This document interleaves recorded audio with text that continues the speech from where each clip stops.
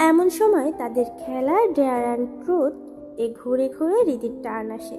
তার জন্য বেছে নেওয়া হয় এক চ্যালেঞ্জ, নিজের ক্রাশকে শাড়ি পরে সেলফি পাঠানো, সঙ্গে একটি প্রেমময় বার্তা। সকলের চাপে পড়ে লজ্জা লুকিয়ে শেষমেশ রীতি কাজটা করেই ফেলে। বান্ধবীরা তো হেসে গড়াগড়ি খায়।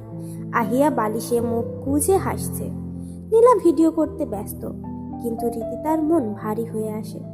কারণ তারা জানে না সে বার্তাটা কাকে পাঠিয়েছে।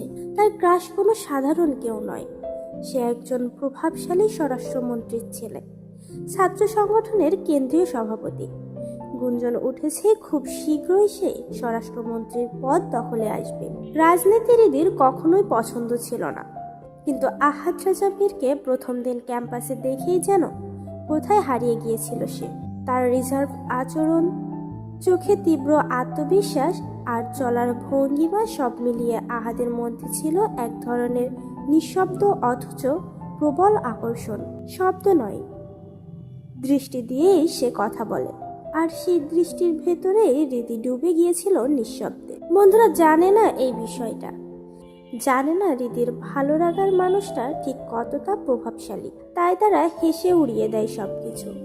কিন্তু রীতিতা জানে এই খেলার পরিণাম একটা খেলার চলে শেষ নাও হতে পারে।